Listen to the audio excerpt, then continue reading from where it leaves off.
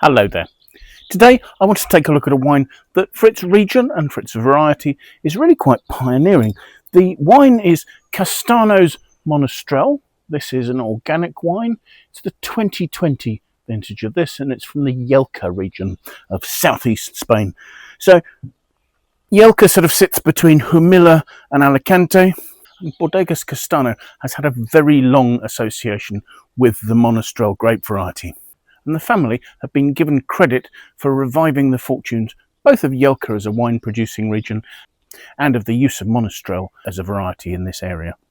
Now, the Bodegas was started in the early 1950s by Ramón Castaño, who built his winery in this really rather forgotten area of Yecla, an area that had been to a large extent abandoned after the phylloxera epidemic that had come to this part of Spain in the early 20th century.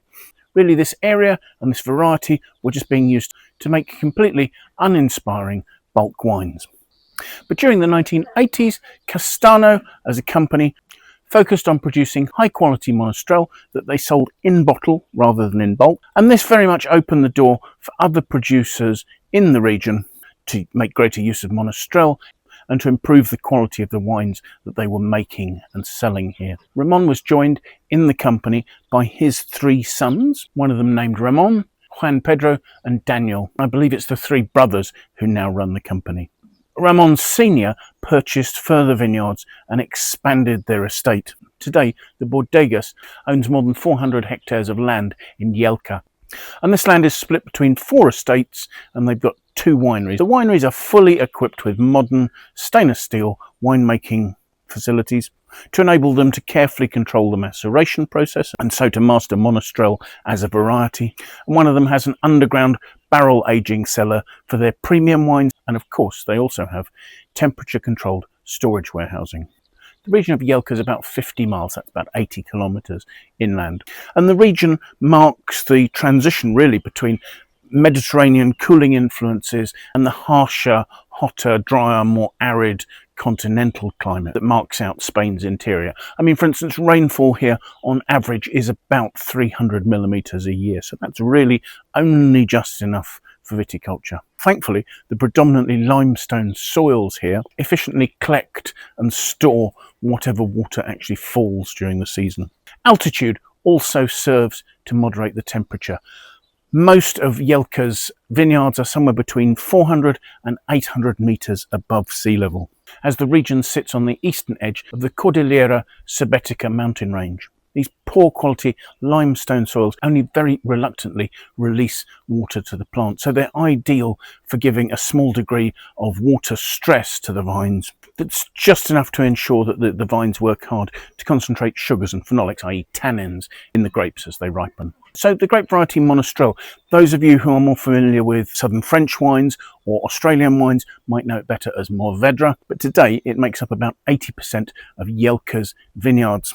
And these are thick-skinned berries with intense colour and high tannin levels that can really be quite mouth-puckering if they're not properly handled. And Yecla's hot, dry summers are absolutely ideal for this late ripening grape variety, or maybe you'd say the grape variety is ideal for the conditions in the region. And Bodegas Castano don't just make Monastrell, they actually produce quite a large range of wines in different styles and at different quality levels. The other varieties that they vinify include, but aren't limited to, Garnacha, Syrah, Cabernet Sauvignon, Merlot, Chardonnay and Macabeo. And the wines that Bodegas Castano make generally tend to be affordable, approachable, and yet of a consistently high quality to please most consumers.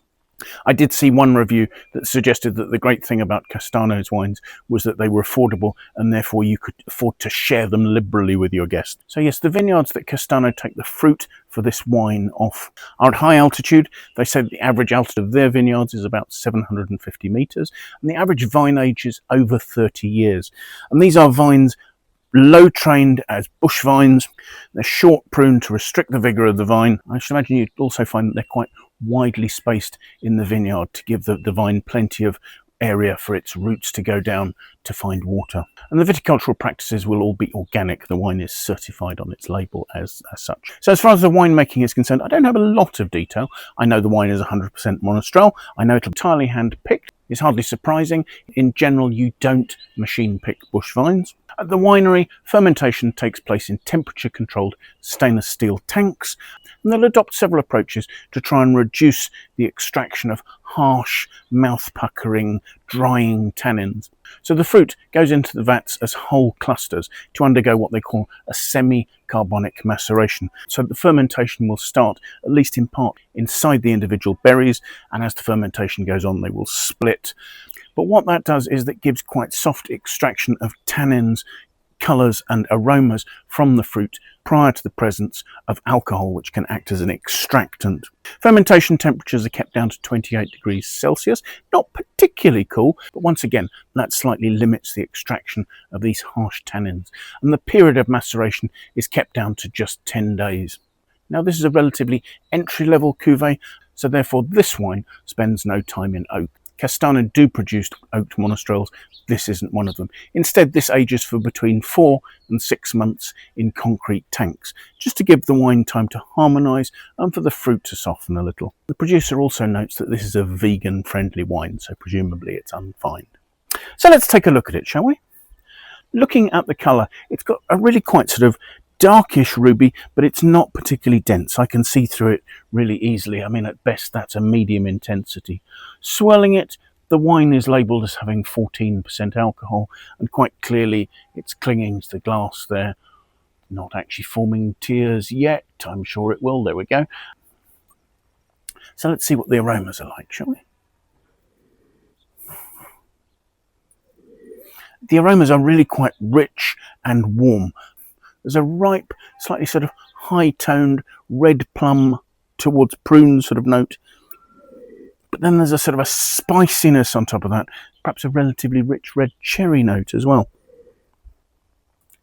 The red fruit is fresh and vibrant. I'd almost say there are top notes of raspberry. There's that sort of really quite bright fruit and that little bit of peppery spice. So quite powerful, relatively straightforward aromas. So that's for taste.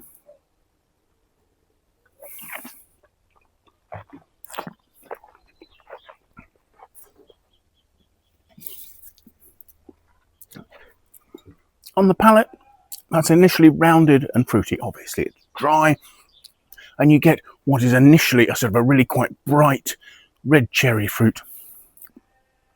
Then coming over the top of this, you have some really quite fine and quite gripping tannins. And they're accompanied by some quite peppery, spicy notes that are giving quite a drying and gripping sensation right across the middle of my tongue.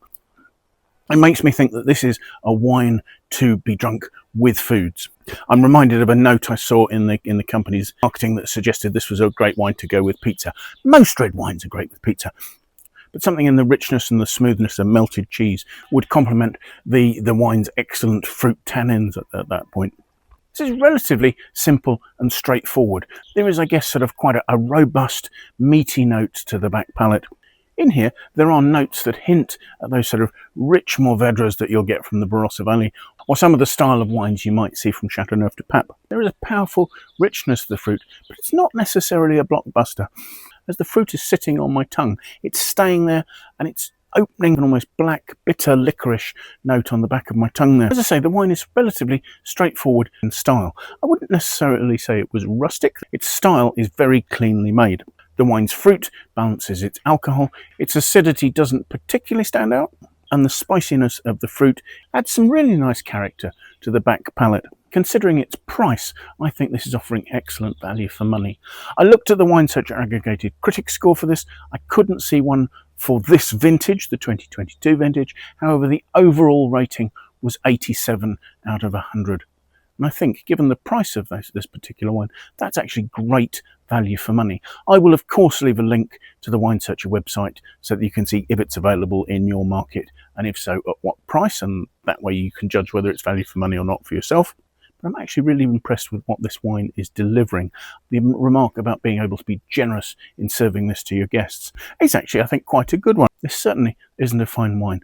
but in terms of enjoyment, and I should imagine versatility in terms of matching it with a whole host of dishes, I'm really impressed by what this wine has to offer.